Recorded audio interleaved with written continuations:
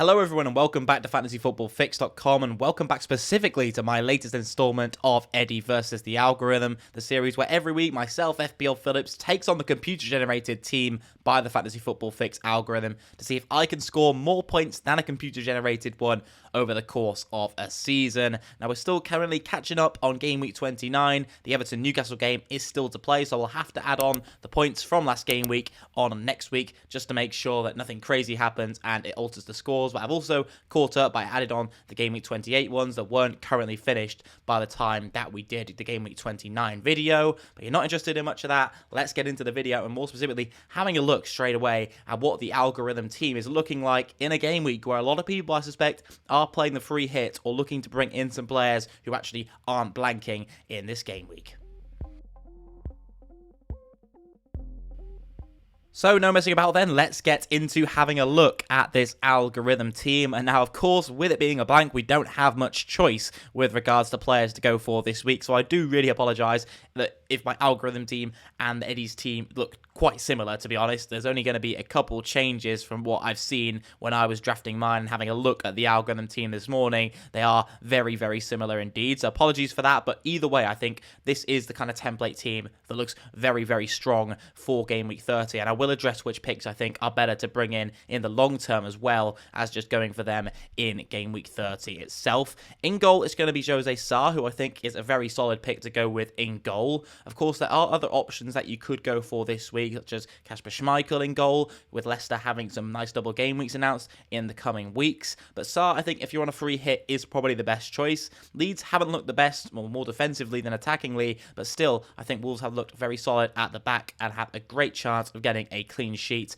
Probably the best chance of any team in this game week, you would have to say. And then moving into the back three, we've got another Wolves asset coming in, Romain Saiss, who I think is probably one of the more cagey picks in this side, and you might be able to see in a minute that I might be switching him out. As Saiss really is one of the more prone rotation players who are suspected maybe getting a rest this week. So going for him perhaps is, although he is normally one of the more nailed options, looks great going forward on set pieces sometimes as well, perhaps maybe this time is, if you're on a free hit especially, time to take a bit of a punt and go elsewhere. But if you own Saiss in your team, I wouldn't be too worried, and I'd be starting him as a no-brainer really. Alongside him, we've got Kieran Tierney and Sergio Reguilon of Arsenal and Spurs, two teams who have got some great fixtures coming up as well as playing in game week 30, which of course is a huge factor in this team on a free hit. Tierney against Aston Villa, I do like the look of. He is my favoured Arsenal pick of the bunch, and so no surprises out of all the Arsenal players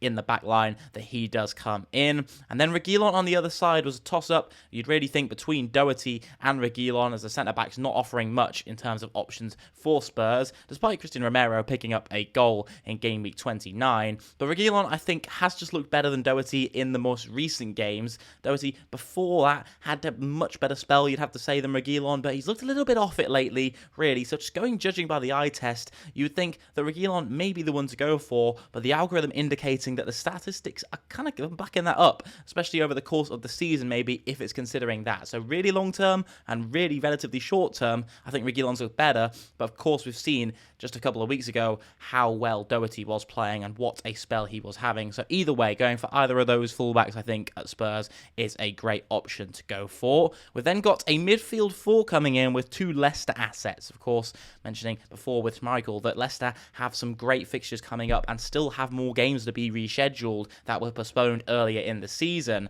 So going for someone like a Barnes and bringing him in this week, I think, is going to be one of the most preferred picks by a lot of experienced FPL managers, and it's no surprise that he makes it into this team, so it's good to see that the statistics are backing that up. It's also interesting that Yuri Tielemans makes it into this side. You'd really think that a lot of people were debating between Maddison and Barnes, but Tielemans is also in the picture, with a lot of things going in his favour that do sometimes go under the radar when we're considering him as an FPL option, mainly because he looks a bit less attacking than the other two when Leicester are playing. We've also then got Saka and Son coming into the side. Son, of course, the more premium option than Kulusevski, but has actually been underperforming the Sweden's internationals performances recently. You'd have to say Kulusevski has looked better and he's points returning better. So there is an argument, I suppose, for do we need to spend the cash on Son this week? Is Kulusevski a better option regardless of price, perhaps? Of course, with a lot of people on a free hit, we're not going for these big premium assets like Salah, who would normally be taking up a big chunk of our budget. So we're often inclined to think, oh, let's spend all the money on Son, getting all these premium players in. They must be better than the cheaper assets, but it's not always the case. So it is quite a tough one, I think, between Son and Kulusevski. But yeah, if you believe in all these variants and who's due, Heung-min Son is certainly due a goal and a big points return. So going without him on the free hit is probably quite a substantial risk. We've also then got Bukayo Saka, who really is probably the best Arsenal asset in midfield. He is just the most nailed, especially with Smith Rowe coming back. Martinelli in competition with him really for the other slots there. Alongside Lacazette, I think Saka is the most nailed Arsenal attacking asset. And Lacazette, speaking of him, is in this front line of a front three consisting of himself, Jimenez, and Kane. So very, very nice front three. The only real other option I think that is a consideration would be Ivan Toney, of course, who's going up against Leicester this week, who have looked pretty weak at the back. But Jimenez, I think, is another great option, as I mentioned, going up that Leeds defence, who statistically wise and just generally from the eye test look very, very poor at the back. So going for a Wolves attacking asset this week, I think really could be a good thing to go for. Or even you could go for a defender who is a little bit more on the attacking side, like you might be seeing in a second. But overall, this team earns, with a captaincy of Harvey Barnes, the algorithm a predicted points total of 56 points. So I'm not 100% sold I will be captaining Harvey Barnes in my team, but let's have a look at what I'm going to be going for after going away and putting together my own team with a few changes here and there, a little couple nicks. But yeah, this team is currently what the algorithm's looking like, with Rafinha, Pereira and Cash, Martinez as well, lining the bench. No reason not to spend the money on the bench this week, just in case. You never know what happens. There's no point it being sat in the bank whilst you're on a free hit. But I really do like the look of this team. Obviously, you've got to have Kane in there up top. Other real contender for captaincy, you'd have to say, is probably Harry Kane. So let's see what Eddie's 11 is looking like for game week 30. So here are the all, I'm afraid, limited changes that I've made to the algorithm team, or how my team that I drafted earlier on differs to the algorithm 11, and there aren't a lot of changes to note, but some key differences in personnel if you do look a bit more closely. Mostly, Romain Saiss coming out of the defence is being replaced by Johnny. I did mention kind of why I don't think that Saiss is really that certain to start at all, and Johnny I think does look a great option, in line for another start, of course, and hopefully getting down, more attacking that right-hand side, and hopefully getting a return against Leeds, who of course look very poor defensively, especially over on that left when Firpo is taking up that position. So I really do think the Wolves could have some joy down that right-hand flank, maybe with something into Jimenez in the middle, could be a dream combination, such like that.